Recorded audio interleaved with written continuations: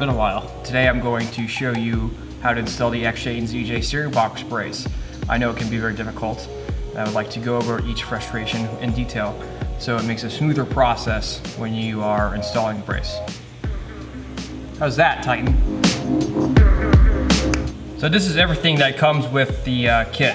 You're going to get the brace itself, you're going to get a pill block bearing, you're going to get the sleeve nut that goes inside the bearing. You get all the hardware you need right here. This bolts it to the body. This is for your clamps right here. This is for your bearing.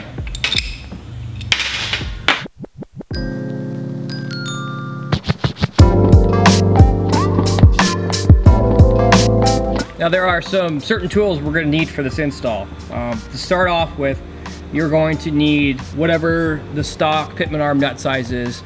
Top of my head, I don't know it.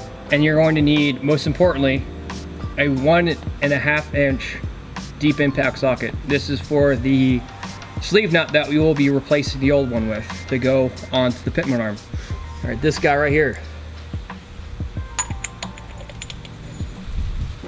The other stuff you're going to need is a 17 millimeter, and this is for the hardware that mounts the brace to the unibody.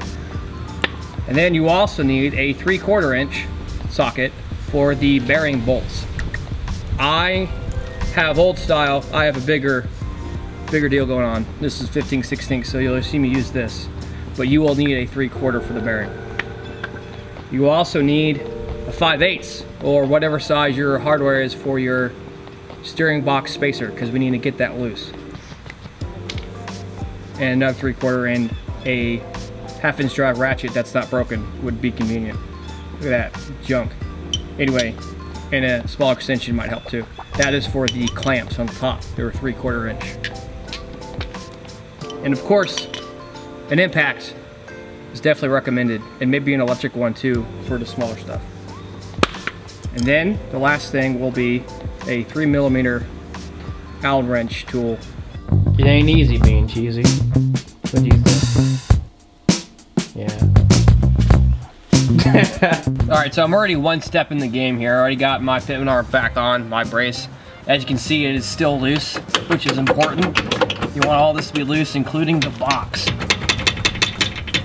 Alright, because then it'll make it impossible if you tighten everything down as you go to get this bearing on here. So that's our next step here. Let's get where's the guy at? First thing we want to do, get your sleeve nut. Go ahead and get some thread lock in there. All right, nice and pretty. And then you're gonna thread that guy right on there. And we're gonna get our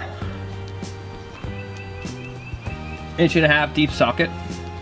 He'll help us out here. It's easy. Look at that. Then you're gonna get your impact, which I don't have available right now. Look at that. You want the on setting, just simply send her home.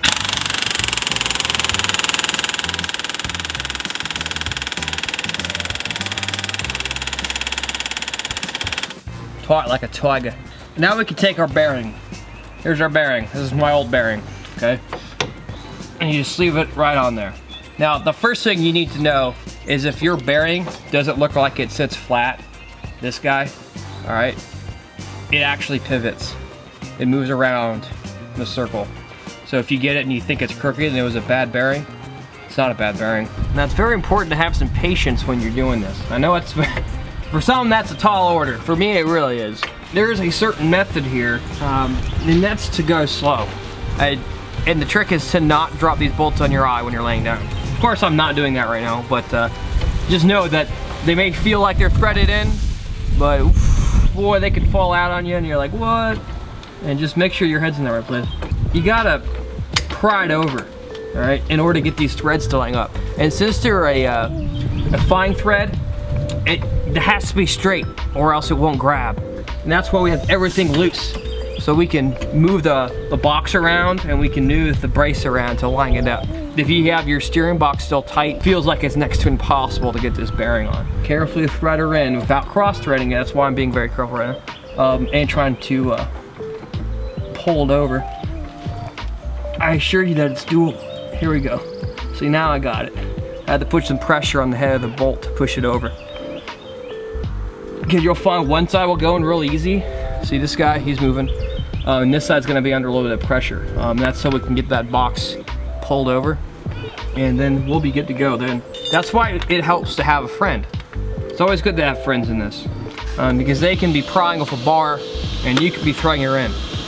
So now that I got it lined up, it looks like it's nice and flush from my angle. That's nice and flush, meaning that the bolt's not crooked, so I'm not gonna cross or anything. It feels just fine. And I'm gonna slowly put it in here. You don't need too much of a rush. Just evenly, because then you'll start putting pressure on one side of these bearing ears here, and it can crack. So when you go in and do it, alternate.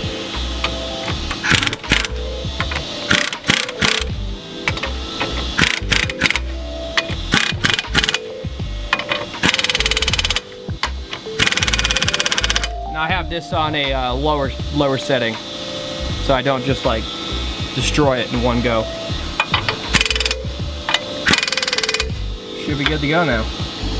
And as you can see, these guys have a set screw right there in the side, and there's two of them. There's one right here, and there's one right over on this side.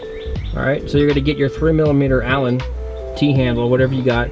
You're just gonna send those guys in a little bit until they're nice and snug.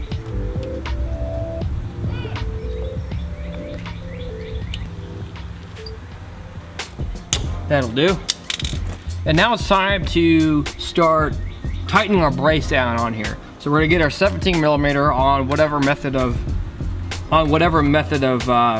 come on, it's like a simple word, Kevin, and you can't even tighten. Where's the script? 17mm, send in the hardware on the brace. It should be hand loose. You don't want to use a heavy duty impact gun because you don't want to strip out anything.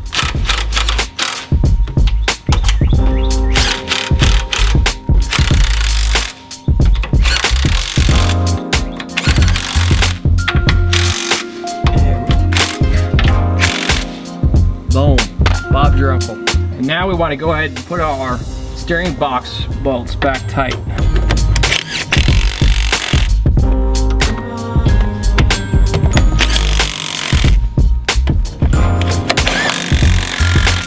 Now the last step, now that we have everything else tightened down, is to go ahead and go on top. And you will see that you have the clamps still to do. Mine are already threaded in and started. We just have to tighten these guys down. And these are both 3/4, so a 3/4 wrench and a socket will do you. Oh, happy days. Go ahead and put them up on here. Let them set on that nut. There she is.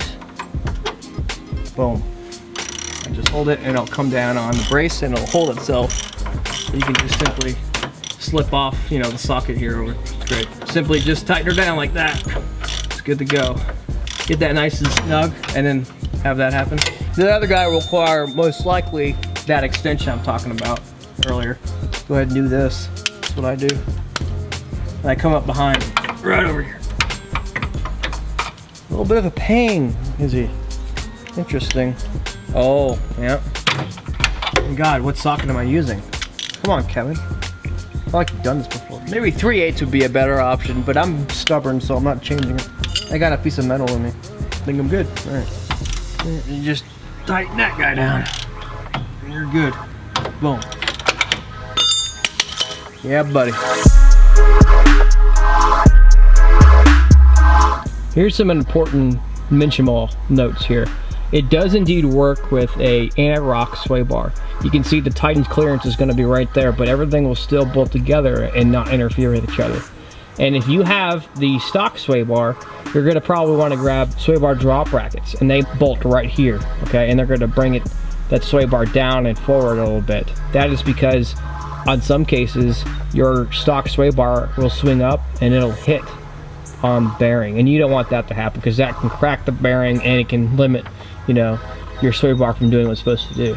And I know at some point we're going to want to remove our pitman arm again for miscellaneous reasons. You can't fit your pitman arm puller on here, and that's one of the small drawbacks of running a brace at all, is getting this pitman arm off isn't that easy. What you have to do is you're obviously going to remove all this stuff right here, and then you're going to have to get a pry bar, preferably 2 pry bars, and get on each edge from the other front side back here, or the back side rather, and up front, maybe over here on this lip right here, pry down evenly.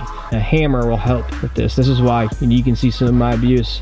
If you are replacing your steering box, you can heat this guy up, and that'll help. If it's a box you plan on keeping, then you don't want to do that, because you can blow out the lower seal on your box and it can leak. I've done that before in my life, and it's really annoying, so don't do that. It also helps to have a wedge squeeze in between the top of the brace on the back side here and the pitman arm, and that'll help press it down as you hammer it in. I've realized that's a pretty good method to use, as well as a pry bar in the front here. But Kevin, what if I'm running some sort of front frame stiffeners? Well, absolutely you can run your front frame stiffeners and this brace. As long as your mounting holes here are all unobstructed, you can still put this brace on. Now here's the catch though. Know that when you have those braces on and then you put this guy on, it's going to drop it down however the thickness of the material is. So it's 3/16, which is probably pretty average.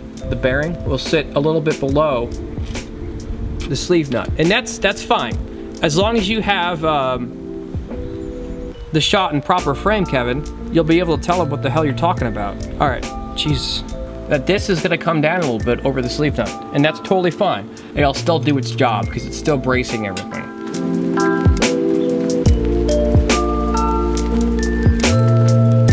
It gets bad over time. Well, duh.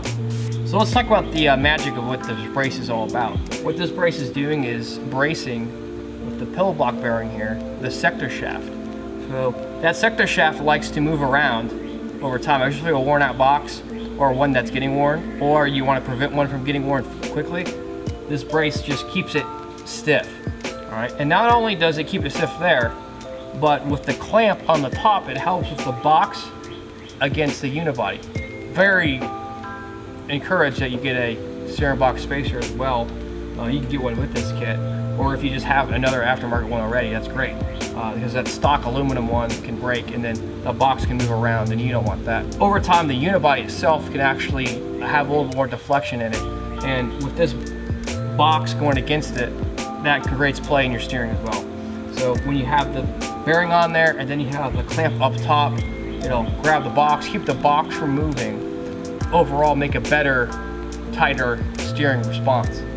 You may think it's a little redundant to have that clamp, but when you isolate the play in this sector shaft, whatever movement was in there, that space is still present, and it's going to find a different place to go. So now we're going to try and put more force against the box, against the body. So the clamps keep that from happening. It doesn't allow it to go anywhere. It just keeps everything tight as possible. It'll get rid of this dead spot you got, virtually non-existent. And there are other upgrades we can do too. We offer our steering box brace with the Blue Top steering box. It's a fresh reman. Ryan does a phenomenal job at tearing them down, and he actually machines and puts a lot of attention into the sector shaft to make sure it's as tight as a fit as possible. So not only are you starting off with like a Blue Top box with a very tight tolerance in the way he remans his boxes, and then you're putting this brace on it. This is bomb-proof steering box setup would be that. And then on top of that, you can get the hydro ports added in, like what I've done. So you have hydro assist on the Blue Top box with the brace. I mean, that's, I don't know what else you want. I mean, you really can't do a whole lot. That's the bee's knees, if you ask me. When I first put it on, I just thought I was cheating. Highly encouraged upgrade. Save your box, save your steering, get it back, drive down the road. Shenanigans. Well, that's it for this video, and I hope that my ways have taught you how to install one of these braces a little bit easier. I know it can be very frustrating, but if you just take your time, take it step by step, you should have no problems at all. And I think you'll really be surprised at the benefits that this thing can provide for Grand Cherokees and regular Cherokees alike. There will definitely be more to come. You can find this product on our website at www.ironman4x4fab.com, and go under Cherokee and Grand Cherokee section, look at the braces, And if you ever have any questions, feel free to call us. You can call me directly, or you can message us on Facebook or send us an email. Happy to help you in any way we possibly can. Definitely check one of these guys out if you're having some issues with your steering where you don't like how there's a bit of a dead spot in your steering wheel. This guy will definitely take care of that problem for you. Of course, that doesn't mean that a bad rod end becomes not bad anymore. Obviously check all your stuff first. And if you deem that your box has a little bit of play in it, this spray should definitely be something you should look into.